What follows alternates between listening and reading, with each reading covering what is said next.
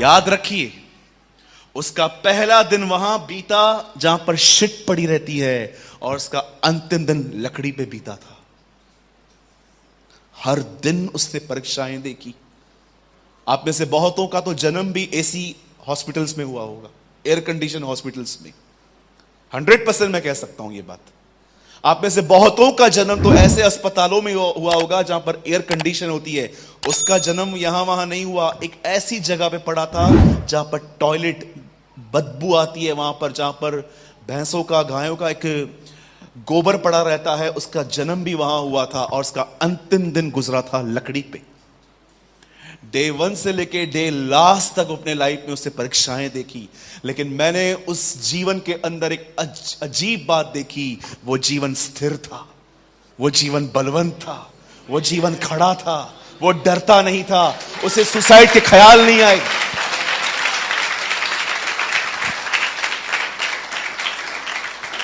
उसने कभी मूसा की तरह प्रार्थना नहीं की, क्या ये 12 मुझ में से जन्मे हैं। उसने एलिया की तरह कभी अपनी मौत नहीं मांगी कि मुझे उठा ले।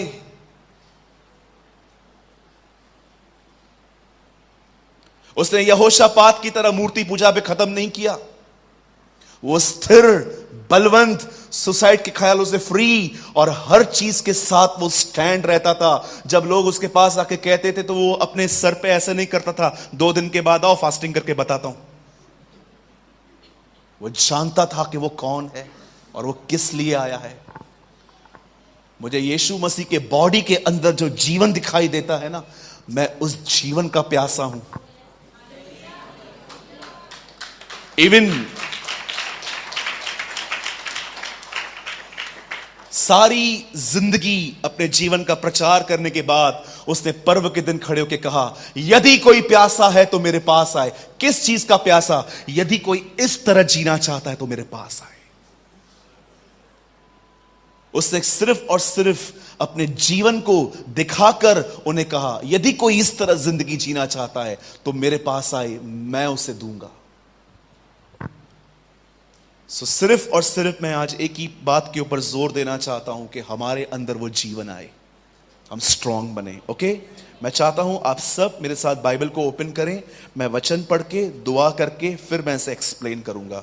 आइए मेरे साथ खोलिए द बुक ऑफ कोलोसियंस चैप्टर 3, और कोई पढ़िए 3:16। यस तरुण, आप पढ़िए, कोई भी पढ़ लीजिए।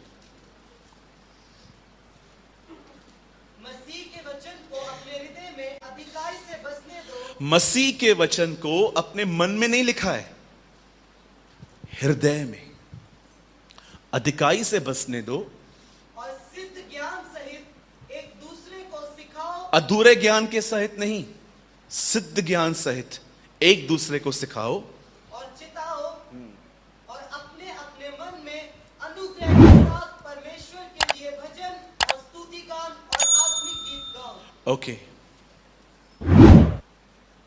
अब जानते हो बाइबल का ये एक ऐसा वचन है जिसमें उत्साह भी है और चेतावनी भी है। उत्साह यह है कि वचन लो, और चेतावनी यह है सिखाने से पहले खुद को जांच लो कि तुम्हारा ज्ञान ठीक है कि नहीं। आइए आंखें बंद करें। स्वर्गीय पिता, मैं यीशु के नाम में आपके पास आता हूं। मैं विनती करता हूं, आज हमसे बात कर, मुझसे बात कर, हर व्यक्ति से बात कर। होने दे खुदावन, हमारे अंदर आज एक दूसरे के लिए प्यार आए, सुकून आए, इज्जत आए, ऑनर आए खुदावन, और कलीसिया एक दूसरे को लिफ्ट करे। ब्लेस अस लॉर्ड इन जीसस माइटी नेम, आमेन। ओके ब्रदर, फिर से पढ़िए। मसीह के वचन को अपने हृदय में अधिकाई से बसने दो, और सिद्ध ज्ञान सहित एक दूसरे को सिखाओ और चिताओ, और अपने अपने मन में अनुग्रह के साथ परमेश्वर के लिए भजन और स्तुति गान और आत्मिक गीत गाओ। Okay, thanks. आइए सब यहां देखिए, बाइबल छोड़ दीजिए, अभी आप रख दीजिए वहां पर। अब सब स्ट्रेट यहां पर देखिए। हमेशा इस बात को याद रखें, आप सफर, तकलीफ कभी बाहर नहीं उठाते। आप हमेशा सफर करते हो अपनी सोच में। बाइबल का पहला प्रचार धर्म फिराओ नहीं था, धर्म बदल दो नहीं था। बाइबल का पहला प्रचार था मन फिराओ, change your way of thinking, अपनी सोच को बदलो। बार बार बाइबल के अंदर यह वर्ड आया है। प्रभु की दासी जॉइस मायर ने कहा, सोचो कि तुम क्या सोचते हो। Think what you are thinking. आप में से जितने भी लोग हैं जो गोलियां लेते हैं, टैबलेट्स लेते हैं, आप में से जितने भी लोग हैं जो चिड़चिड़े हैं, कोई दो सवाल पूछता है तो चिढ़ के आंसर करते हैं, आप में से जो कोई भी है जिनके आंखों के नीचे ब्लैक डार्क सर्कल्स आ गए हैं, रीजन जानते हैं क्या है? थॉट्स, विचार। ये इतने खतरनाक हैं कि अगर आपने इनको सही जगह पे नहीं रखा तो ये आपको सुसाइड तक लेके जा सकते हैं। 400 नबियों को मारने वाला एक व्यक्ति एक स्त्री की धमकी से इतना डर गया कि जुनिफर ट्री के नीचे बैठ के कहता है, टेक अवे माय लाइफ, मेरे जीवन को उठा। एलाइजा। मैं आप में से हर एक से पूछना चाहता हूं, जब आप किसी प्रॉब्लम में आते हो तो आपके मन में डर होता है कि आपके मन में विश्वास होता है? और आजकल जो हम टीवी पे देख रहे हैं, आप जानते हैं जब कोविड फैला मुंबई में, जब सेकंड या थर्ड जो भी वेव आई थी, मुझे वेव नंबर याद नहीं है, जब वो आई, आप जानते हैं न्यूज में क्या दिखा रहे थे? यहां वेंटिलेटर्स नहीं मिल रहे हैं, यहां पर बेड्स नहीं है, यहां पर ऑक्सीजन नहीं है, यहां पर दवाइयां नहीं मिल रही हैं। आप जानते हो इतने लोग न्यूज को देखकर सहम गए थे कि सबको डर लगने लगा कि अगर कल मुझे कोविड होगा तो मैं कहां जाऊंगा। शब्द कई बार आपके अंदर भय पैदा करते हैं। इसलिए बाइबल मुकद्दस कहती है कि उसने कई बार चीजों को अनसुना कर दिया था। एक लड़की मर गई और उसके घर से कोई आके कहता है कि वो मर गई है, लिखा है यीशु ने अनसुना कर दिया। याद रखिए इन चीजों को। अगर आप जीवन में बढ़ना चाहते हैं, आपको बहुत चीजों को इग्नोर करना होगा। अगर आप नहीं करेंगे, मैं आपको बताना चाहता हूं, आप सफर करेंगे और इससे आपको खुदा और आपका पास्टर भी नहीं बचा पाएगा। जीवन में बहुत सारी बातों का एक ही उत्तर है, इग्नोर। बोलने दो उसको जो बोलना है, उसे पूरा हक है बोलने का, आपको पूरा हक है नहीं सुनने का। नौकरियों में जाते हैं आप लोग, जब आपके बॉस आप पे चिल्लाते हैं, अरे मुझसे तो गाली देके बात करते थे। यहां कोई भाई है जो बॉस गाली देके बात करता था? एक और कोई? दो? हमने जॉब छोड़ी? नहीं छोड़ी, क्योंकि पता है छोड़ के जाएंगे तो घर पे खर्चा कैसे देंगे। आज सोचिए आपकी मेंटल स्टेट क्या है। आपकी सबसे बड़ी प्रॉब्लम आपकी गरीबी और बीमारी नहीं है, आपकी सबसे बड़ी प्रॉब्लम है आपका नकारात्मक विचार वाला मन जो हमेशा नेगेटिव चलता है। दो लोग बात करते हैं, हम उनको देख के बोलते हैं, ये लगता है मेरे लिए कुछ बोल रहा है। क्यों? गड़बड़ की है इसलिए लग रहा है। आप जानते हो जो गड़बड़ करते हैं ना, जो बातें यहां की वहां करते हैं, उनके सामने कोई भी बात करे उनको लगता है मेरे लिए बोल रहे हैं, और लगेगा भी।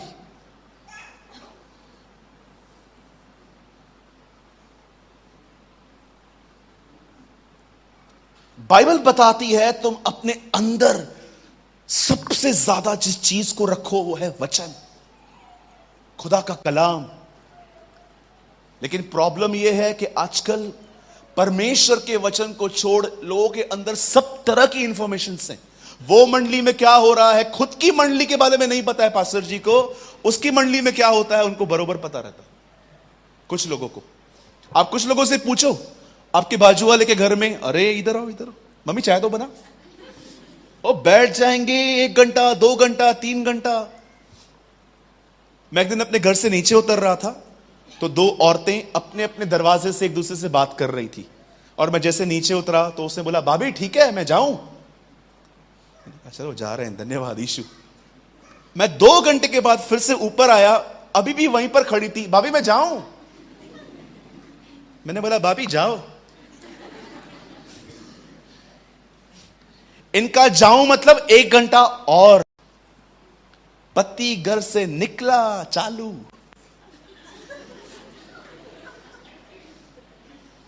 याद रखिए, जो लोग बातें यहां की वहां करते हैं, उनके घरों में कभी शांति नहीं होती।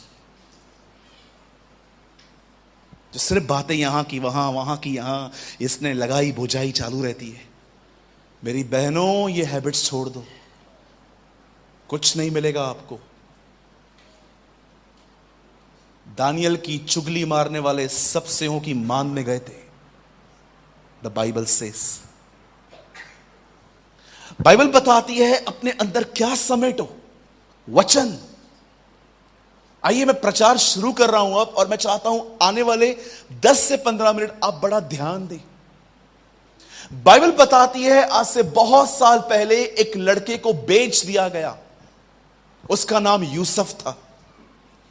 जब यूसुफ बेच दिया गया तो उसके एक मिस्त्री व्यक्ति ने उसे खरीदा और अपने घर के अंदर झाड़ू पोछा और बहुत सारी चीजों को साफ करने के लिए उसे अपॉइंट कर दिया। वो उसके घर के क्लीनिंग सिस्टम को मेंटेन करता था। जैसे आजकल हम घर के अंदर आया रखते हैं, मेड रखते हैं, उन दिनों में वो एक मेड का काम कर रहा था। और वचन कहता है कि उन दिनों में उस लड़के के ऊपर एक एलिगेशन लगा। दिखने में वो बड़ा हैंडसम था। मालिक के घर की जो उसकी पत्नी थी वो उसे देखती रहती थी और कई बार वो उसके साथ नॉनवेज टॉक करती थी। ऐसा लिखा है कि वो बार बार उसे उकसाती थी। फ्लटिश लैंग्वेज में कभी कभी लोग बात करते हैं कुछ लड़कियों से, स्वीट हार्ट, डार्लिंग, चार्मिंग, ऐसे वर्ड्स यूज करते हैं। वो इस तरह की लैंग्वेज यूज करती थी उसे प्रोवोक करने के लिए। लेकिन यूसुफ अपने जीवन में एक लेसन सीख चुका था। और जानते हैं वो लेसन क्या था? हर वो व्यक्ति जो व्यभिचार में जिंदगी जीता है उसे ये लेसन सीखना चाहिए। यूसुफ जानता था कि परमेश्वर देख रहा है। जिस दिन आप अपने जीवन में ये लेसन सीख गए कि कोई आपको वॉच कर रहा है, आपका जीवन जीने का तरीका ही बदल जाएगा। A.W. टोजर ने कहा, जिस दिन हम ये सीख गए कि हमारा हर काम न्याय के सामने खोलेगा, हमारे काम करने के तरीके ही बदल जाएंगे। और यूसुफ ने एक दिन उस औरत को कहा, नहीं, मैं ये नहीं करूंगा। इसलिए नहीं कि तू शादीशुदा है, इसलिए नहीं कि तू अच्छी नहीं दिखती, पर इसीलिए क्योंकि मैं परमेश्वर का भय मानता हूं।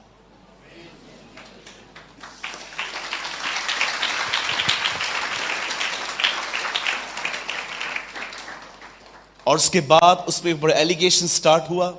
वो अंदर लॉकअप में चला गया। अब जब वो लॉकअप में था, उन दिनों में एक राजा था। कई लोगों को लगता है फिरौन एक राजा का नाम है। जी नहीं, फिरौन एक पदवी है। अगर आप मिस्र जाएंगे कभी घूमने के लिए तो आपको वहां पर यह नहीं कहना पड़ता है कि इन दिनों में तख्त पे कौन है, वहां कहना पड़ता है फैरो कौन है इन दिनों में। राजा हेरोदस कोई व्यक्ति नहीं है, वो एक पदवी है।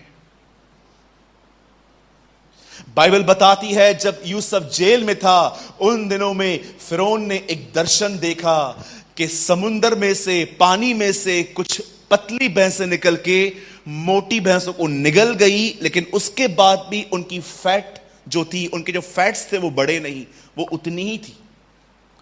और जब उस राजा ने यह दर्शन देखा तो कहां ना कहां उसे यह खबर मिली कि जेल में एक लड़का है और उस लड़के को इंटरप्रिटेशन करने के लिए, और वो लड़का जो है वो उन चीजों का अनुवाद कर लेता है। यूसुफ की दाढ़ी निकाली गई, यूसुफ को अच्छे कपड़े पहनाए गए ताकि वो एक अच्छी पर्सनैलिटी को देखकर वो उसके सामने स्टैंड हो। और जैसे उसको ये बताया गया कि ऐसी ऐसी बातें मैंने देखी हैं, यूसुफ ने उन्हें साफ कहा, आने वाले 7 साल अकाल के हैं जो आने वाले हैं, लेकिन खुदा ने हमें 7 साल पहले दिए हैं। उन 7 सालों को फेस करने से पहले आने वाले 7 साल भरपूरी के हैं और उसके 7 साल उसके बाद जो है वो सूखे के हैं। अब इस आदमी ने सब कुछ समझ तो लिया कि मेरे दर्शन, मेरे ड्रीम का अर्थ यह है, और उसके बाद अब उसके अंदर एक सवाल आया कि मैनेजमेंट कौन करेगा, कौन इन विपत्तियों में काम करेगा।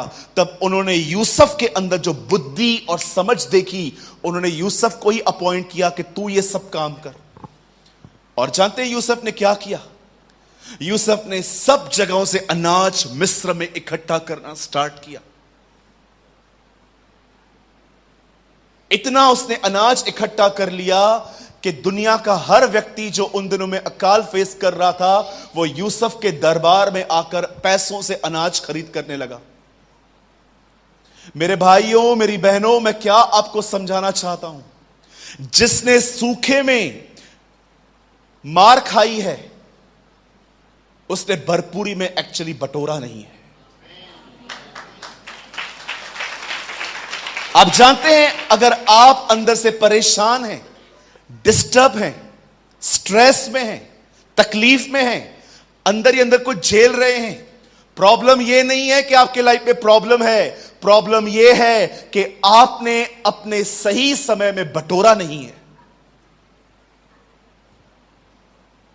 मैं आप में से हर एक से पूछना चाहता हूं, अपने खाली समयों में आप क्या करते हो? कितने लोग हैं जो अपने खाली समय में अपने अंदर वचन भरते रहते हैं? हम पबजी खेलने में बिजी हैं, हम चिट चैट्स में बिजी हैं, हम नेटफ्लिक्स पे मूवियां देखने में बिजी हैं, हमें तारक मेहता चाहिए, हमें क्राइम पेट्रोल देखना है, हम सब कुछ कर लेते हैं। पर कितने लोग हैं जो हर दिन एक समय निकालते हैं और अपने आप को फीड करते हैं? प्रॉपर फीडिंग न मिलने के कारण एक बच्चा वीक पड़ जाता है। क्यों कहा जाता है कि स्टार्टिंग में बच्चे को मदरली मिल्क मिलना चाहिए? मैं आप में से हर एक से पूछना चाहता हूं, जितने भी लोग यहां पर हैं, मुझे बताइए आप समय को कैसे खर्च कर रहे हैं? यूसुफ ने अपने समय को बड़ी बुद्धिमानी से खर्च किया। उसने अकाल के समय में उसके पास इतना था क्योंकि उसने भरपूरी के समय पूरा ले लिया था। आज परमेश्वर ने आपको समय दिया है। याद रखिएगा, हम दान वरदानों में बहुत अलग अलग हैं। मैं प्रचार करता हूं, पास्टर शिक्षा दे सकते हैं, वो पास्टर प्रोफेसी कर सकता है, लेकिन याद रखिएगा एक चीज में हम सब सेम हैं। खुदा ने उसमें बिल्कुल पक्षपात नहीं किया है, और वो चीज है हम सबों को उसने 24 घंटे दिए। और इन 24 घंटों में आप खुद के साथ क्या करते हो? कितना फोन यूज करते हो आप, और कितना खुदा का कलाम पढ़ते हो आप? कभी आपने सोचा है कि ब्रदर, हां ये बात सच है, यही तो मेरी प्रॉब्लम है, मैं बहुत नेगेटिव माइंडेड हूं, मुझे जो भी लोग कुछ भी कह देते हैं, 3-3 4-4 दिन मेरे अंदर वो बातें घूमती रहती हैं, मैं नाराज हो जाता हूं, मैं बात करना छोड़ देता हूं, मैं रिलेशंस खत्म कर देता हूं। जानते हो प्रॉब्लम क्या है? आपके अंदर वचन नहीं है।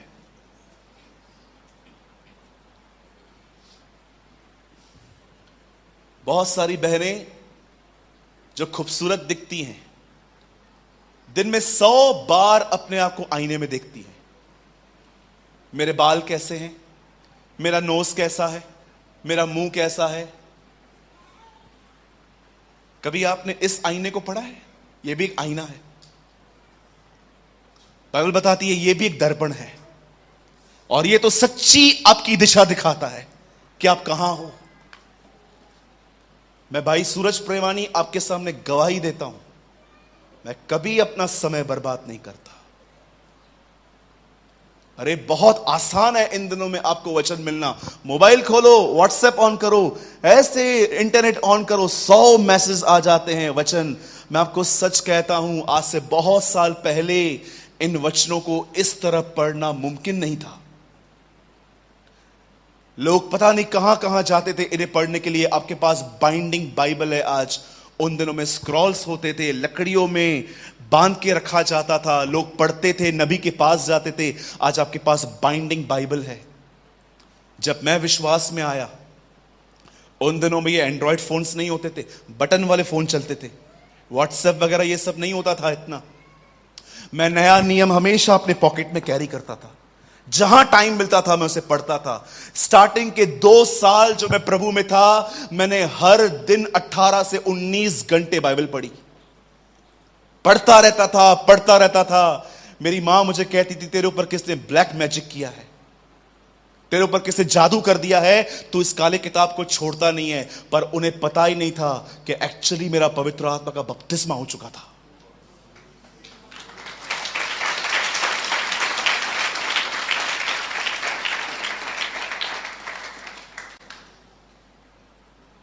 आप जानते हैं ये क्या सीजन है? आप किस दौर से गुजर रहे हैं आपको पता है? जब गहजी नामान से गिफ्ट्स लेके आया तो एलीशा उससे कहता है, क्या यह समय रुपए और पैसे लेने का था? एक सच्चा परमेश्वर का दास सीजन्स पहचानता है। आप जानते हो ये क्या सीजन है? बटोरने की। क्योंकि खुदा जानता है एक लंबा अकाल आने वाला है कलीसिया उठाए जाने के बाद, जहां वचन खत्म हो जाएगा। नबी उठा लिए जाएंगे, वक्ता उठा लिए जाएंगे, याजक उठा लिए जाएंगे, कोई नहीं होगा। यह सही समय है, वचन को बटोर लो। जितना समय मिलता है उठाओ अपने वचन को और पढ़ना शुरू करो। प्रचार के लिए नहीं, व्हाट्सएप पे डालने के लिए नहीं, अपने लिए, खुद के लिए। कभी ये भूख और प्यास आप में कम नहीं होनी चाहिए। मैं आज भी जब देखता हूं ना, मुझे वचन पढ़ने का मन नहीं करता। परमेश्वर मेरा गवाह है, मैं बताना नहीं चाहता, क्योंकि बाइबल कहां ना कहां कहती है कि इन बातों को थोड़ा गुप्त में रखो। मैं आपको इंकरेज करने के लिए बताता हूं। मैं कई बार 3-3 दिन उपवास में चला जाता हूं और मैं खुदा से कहता हूं, खुदा, अधिकतर लोगों को मैंने देखा है मरने से पहले उनका खाना बंद हो जाता है। और याद रखिए, अगर इस वचन के प्रति आपके अंदर भूख और प्यास नहीं है तो कहां ना कहां आप मर रहे हो। इसलिए पतरस कहता है, नए जन्मे हुए बच्चों के नाई इस दूध की लालसा करो। एक सवाल पूछूं मैं आपसे, लास्ट टाइम आप खुदा की हुजूरी में कब रोए थे? मुझसे बात कर, बताइए लास्ट टाइम आपका कब दिल टूटा था उसकी उपस्थिति में? खुदा, मैंने कितने टाइम से तुझे नहीं सुना है, talk to me, speak to me. खुदा, मुझे लग रहा है मैं मर रहा हूं।